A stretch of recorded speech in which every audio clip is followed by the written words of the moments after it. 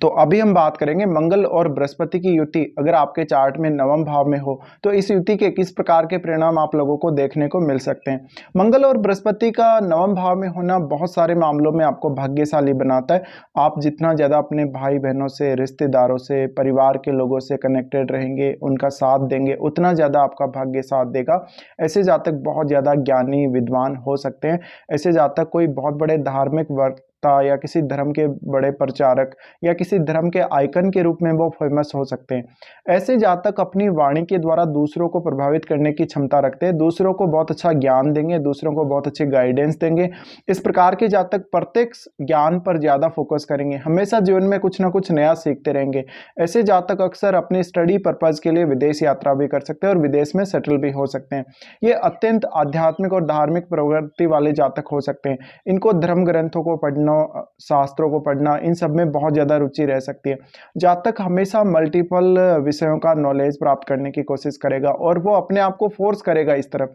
जातक अपने भाई बहनों या अपने संतान से जुड़े हुए विषयों में बहुत ज़्यादा लकी साबित होगा और जातक की जो संतान होगी काफ़ी गुणी होगी। जातक की संतान उत्पन्न होने के बाद जातक को ज़्यादा प्रोग्रेस देखने को मिलेगी।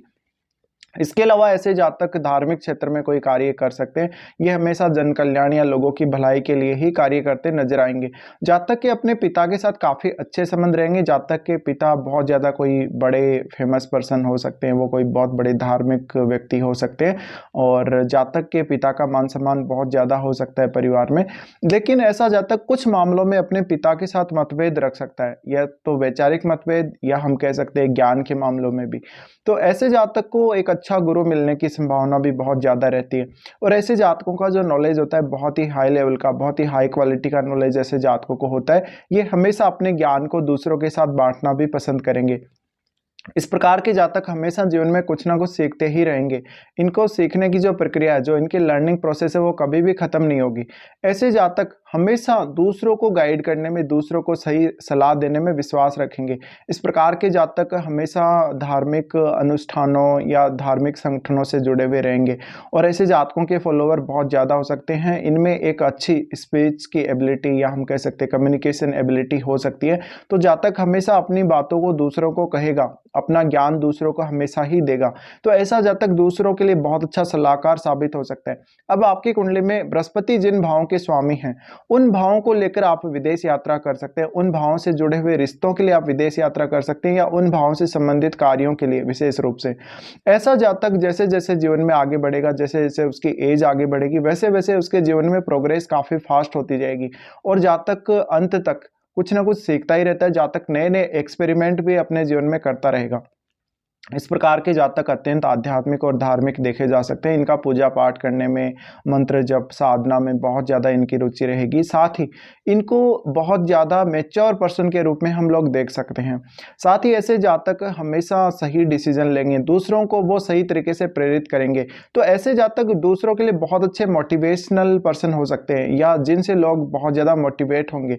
इस प्रकार के जातक अपने बल पर बहुत कुछ जीवन में करने की क्षमता रखते हैं। इनका ज्ञान का स्तर बहुत ज़्यादा हो सकता है। ऐसे जातक हमेशा अपनी संतान के प्रति भी बहुत ही सीरियस रहने वाले हैं। अब आपका मंगल जिन भावों का स्वामी है कुंडली में, उन भावों से संबंधित भी आप ज्ञान प्राप्त करने की अवश्य कोशिश करेंगे। तो ऐसा जातक हमेशा ही पॉपुलर होगा, हमेशा वो एक अच्छा उदार व्यक्तित्व वाला, अच्छे व्यक्तित्व वाला और अच्छे नेचर वाला होगा। लेकिन थोड़ा सा अहंकार इन जातकों में हो सकता है अपने ज्ञान को लेके या अपनी शिक्षा को लेके। ऐसे जातक उच्च शिक्षा में बहुत ज़्यादा सफल होंगे। ऐसे जातकों को विदेश में या स्वदेश में बहुत ज़्यादा सफलता मिल सकती है किसी भी कार्य में। अब आप ये देखिए कि आपका नवम भाव का स्वामी कौन है। नवम भाव का जो स्वामी होगा उसका संबंध कौन से भाव से है, नवम भाव का स्वामी कहाँ बैठा हो। जितना ज़्यादा स्ट्रॉन्ग आपका नवम भाव का स्वामी होगा, उतनी ज़्यादा जीवन में सफलता मिलने के चांसेस आपको ज़्यादा रहेंगे।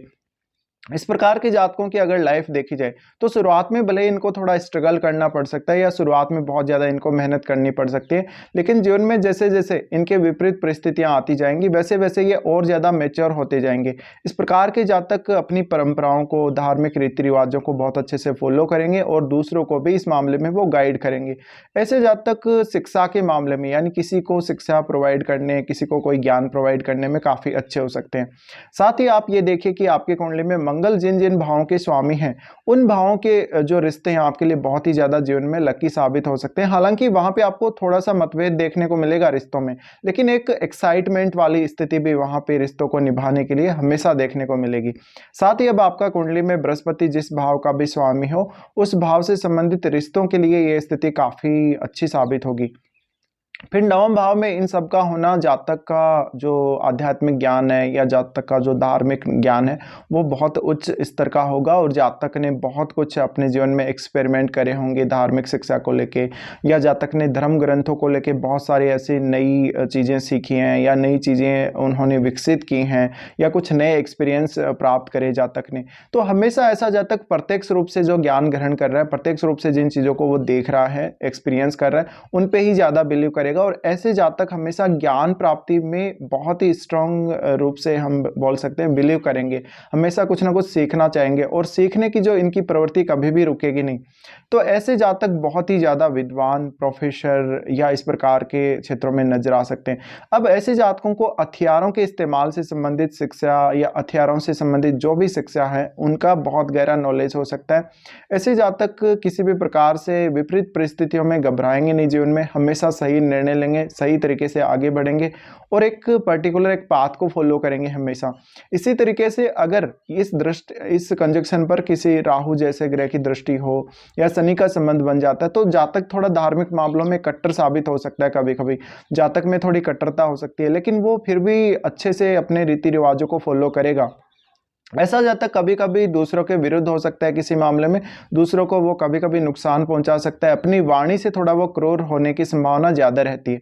साथ ही आपके रिश्तों पर इस कंजक्शन का बहुत गहरा असर पड़ेगा। और हम अगर दृष्टियों की बात भी करें तो आपके भाई बहनों के साथ आपका जो जुड़ाव है और जो एक्साइटमेंट है बहुत ज़्यादा रहने वाला है। साथ ही आप उनके साथ जितने ज़्यादा कनेक्टेड रहेंगे, उनके साथ जितनी अपनी बातें शेयर करते रहेंगे, उतना ही आपके लिए ये कंजक्शन फेवरेबल रूप से काम करेगा। अब आपका जो बृहस्पति है, सबसे पहले बृहस्पति लगन को देखते हैं। लगन को देखने की वजह से जातक में हमेशा एक उदार व्यक्तित्व नजर आएगा, जातक बहुत मैच्योर नजर आएगा, जातक बहुत मेहनती नजर आएगा और अपने बल पे उसमें बहुत कुछ करने और सीखने की इच्छा रहेगी। जातक की कभी भी पढ़ने और सीखने के प्रति इच्छा कम नहीं होगी। इस प्रकार से जातक हमेशा एक उदार व्यक्तित्व है, दूसरों के सामने रिप्रेजेंट करेगा, दूसरों के साथ अच्छा बिहेव करने की कोशिश करेगा। साथ ही उसके भाई बहनों के साथ उसके रिश्ते बहुत ज़्यादा खास होंगे। फिर बृहस्पति थर्ड हाउस को देखते हैं। थर्ड हाउस को देखने की वजह से जातक की कल्पना शक्ति, जातक की जो एबिलिटी है उसको बढ़ाने का काम करेंगे बृहस्पति। साथ ही जातक अपने बल पे दूसरों को शिक्षा देने या जातक अपना कुछ रिटर्न वर्क करने, यानी वो कुछ आर्टिकल राइटिंग वगैरह कर सकता है, कुछ बुक वगैरह पब्लिश कर सकता है, या वो कम्युनिकेशन के माध्यम से अपनी बातों को दूसरों को बता सकता है। इस प्रकार की एबिलिटी जातक विकसित कर लेगा अपने अंदर। साथ ही ऐसे जातकों के रिश्ते अपने भाई बहनों, पड़ोसी, रिश्तेदारों के साथ काफ़ी अच्छे रहेंगे और जातक उन लोगों को भी काफ़ी अच्छे से गाइड करेगा जीवन में। साथ ही ऐसी संभावना भी बनती है कि जातक बहुत ही सही रास्ता चुनेगा अपने लिए, बहुत ही सही मार्गदर्शन ऐसे लोगों को मिला होता है अपने गुरुओं से। तो ऐसे जातकों के कोई अच्छे गुरु भी हो सकते हैं उनके जीवन में, जिनको वो फॉलो करते हो। फिर बृहस्पति यहाँ से पंचम भाव को देखेंगे। पंचम भाव को बृहस्पति द्वारा देखा जाना आपकी संतान पक्ष के लिए, आपके एजुकेशन के लिए बहुत ज़्यादा अच्छा रहेगा। आप बहुत मेच्योर होकर डिसीजन लेंगे, बहुत ही सोच समझ कर डिसीजन लेंगे।